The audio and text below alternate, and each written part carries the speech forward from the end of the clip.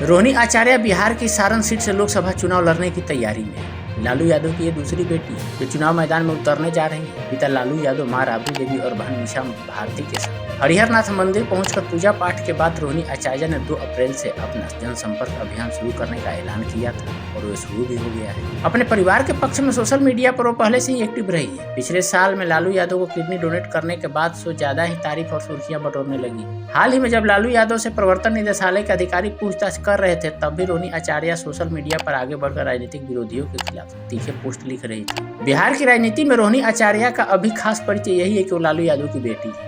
लोकसभा चुनाव 2024 में लालू यादव की 2 बेटियां चुनाव मैदान में उतरने जा रही हैं। मीसा भारती फिलहाल राज्यसभा सांसद है, लेकिन अब तक एक बार भी लोकसभा चुनाव नहीं जीत पाई। मंदिर दर्शन के बाद रोहिणी आचार्य ने कहा, सिंगापुर से ही हम सबके नाक में दम किए हुए थे, अब सारण की धरती पर आ गए हैं तो सारण की पूरी जनता मेरा साथ देगी।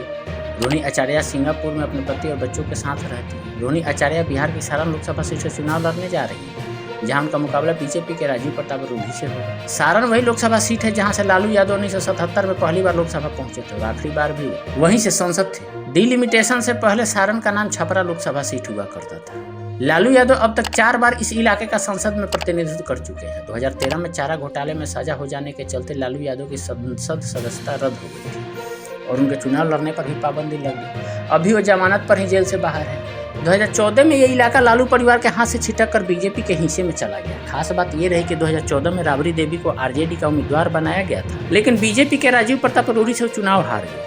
2019 में आरजेडी ने लालू यादव के समधी चंद्रिका राय को उम्मीदवार बनाया था, लेकिन बीजेपी ने कब्जा बरकरार रखा। जहां तक रोहिणी आचार्य की राजनीति में एंट्री के असर की बात है, पार्टी में तो असर तब देखने को मिलेगा जब वो चुनाव जीत पाएंगे या फिर हारने के बाद भी मीसा भारती जैसी अहमियत ही रह जाती है।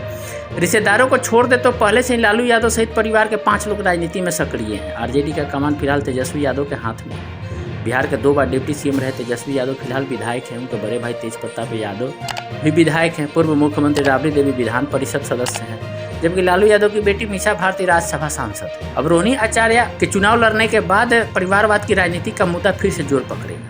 2020 के बिहार विधानसभा चुनाव में नीतीश कुमार ने भी लालू यादव के बच्चों को लेकर कहा था कि विकास के नाम पर इसके अलावा लालू यादव ने बिहार में किया ही क्या है। लालू यादव को परिवारवाद की राजनीति से तो कोई फर्क नहीं पड़ता, क्योंकि वो तो डंके की चोट पर कह चुके हैं कि वारिस बेटा नहीं होगा तो क्या भैंस चराएगा।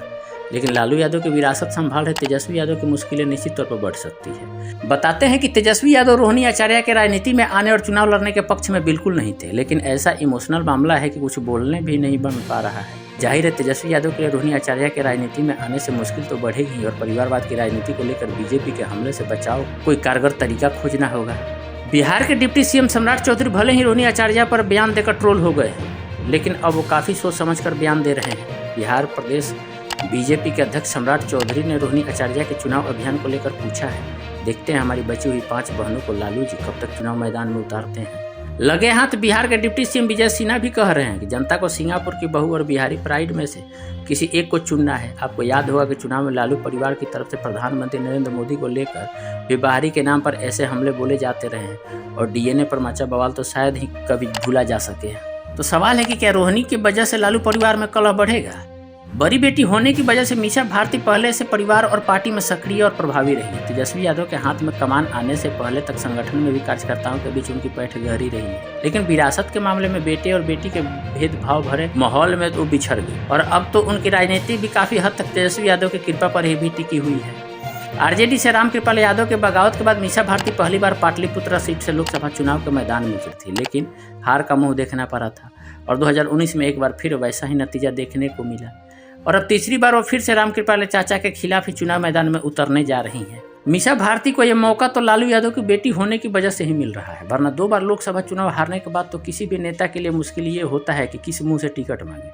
रोहिणी आचार्य भी लालू यादव की बेटी के रूप में भी चुनाव मैदान में होंगी और बीजेपी उम्मीदवार को कहां तक चुनौती दे पाएंगे ये देखना होगा। अगर पारिवारिक विवाद नहीं होता तो रोहिणी आचार्य से पहले तेज प्रताप यादव की पत्नी ऐश्वर्या को यह मौका मिला होता। तस्वीर का दूसरा पहलू ये है कि रोहिणी आचार्य ने राजश्री यादव का रास्ता रोक दिया है। आखिर तेजस्वी यादव भी तो राजश्री को वैसे ही संसद भेजना चाह रहे होंगे जैसे यूपी में अखिलेश यादव ने डिम्पल यादव को मैनपुरी से लोकसभा भेजा हुआ है।